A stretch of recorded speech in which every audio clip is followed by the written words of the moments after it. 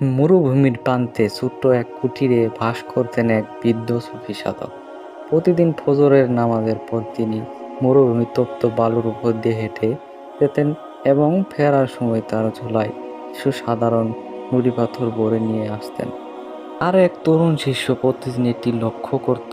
একদিন কৌতূহল ধরে রাখতে না পেরে শিষ্য জিজ্ঞেস করলো, ওস্তাদ, আপনি প্রতিদিন কষ্ট করে এই মূল্যহীন পাথরগুলো কুড়িয়ে এনে ঘরের কোণে জমা করেন কেন? এগুলো দিয়ে তো কোনো ঘরই তৈরি করা যাবে না। বৃদ্ধ মুচকি হাসলেন। তিনি বললেন, আজ থেকে তুমিও আমার সাথে চলো, তাহলেই বুঝতে পারবে। পরের দিন সকালে তারা দুজন বের হলেন। হাঁটতে হাঁটতে বৃদ্ধ যখনই কোনো নুড়ি পাথর দেখতেন তখনই বলতেন, সুবহান আল্লাহ, আল্লাহ কত পবিত্র, আর পাথরটি ঝুলাই পড়তেন। আরেকটি পাথর তুলে বলতেন, আলহামদুলিল্লাহ, সব প্রশংসা আল্লাহর। এভাবে পুরো পথ তারা আল্লাহ জিকির করতে করতে ফিরলেন।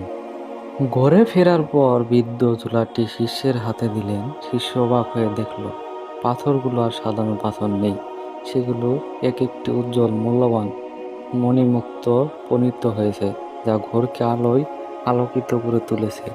শিষ্য হতবাক হয়ে বলল, হুজুর, এটা কিভাবে সম্ভব? সাধারণ পাথর কিভাবে রত্ন হয়ে গেল? বৃদ্ধ শিষ্যকে জড়িয়ে ধরে নরম গলায় বললেন, বাবা, এই পাথরগুলো আসলে আমাদের জীবনের সাধারণ ছোট ছোট মুহূর্ত। আমরা যখন অবহেলায় সময় পার করি তখন সেগুলো সাধারণ পাথরের মতোই মূল্যহীন। কিন্তু যখনই আমরা সেইগুলোকে আল্লাহর স্মরণে জিকিরে জড়িয়ে নিই, তখন মহান আল্লাহ আমাদের প্রতি মুহূর্তকে আখিরাতের জন্য আরেকটি মূল্যবান রত্নে পরিণত করে দেন। আজকে আমরা এই গল্প থেকে যা শিখলাম, আমরা কিন্তু চাইলে প্রতিনিয়ত রাস্তাঘাটে চলাফেরার সময় জিকিরগুলো করতে পারি, যেমন সুবহান আল্লাহ, আস্তাগফিরুল্লাহ, আলহামদুলিল্লাহ, লা ইলাহা ইল্লাল্লাহ, এগুলো করতে পারি। আমাদের জীবনে কেটে যাওয়া প্রতিটা সেকেন্ড একটা নুড়ি পাথর। আমরা চাইলে এটাকে অবহেলায় না ফেলে রাখতে পারি, আবার চাইলে সুবহান আল্লাহ বা আলহামদুলিল্লাহ বলে ইহকাল ও পরকালের জন্য অমূল্য রত্ন বানিয়ে নিতে পারি।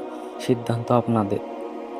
ভিডিওটি ভালো লাগলে অবশ্যই চ্যানেলটি সাবস্ক্রাইব করবেন, পাশে থাকা বেল আইকনটি বাজিয়ে দিন, যাতে পরবর্তী ভিডিও সবার আগে আপনার কাছে পৌঁছে যায়।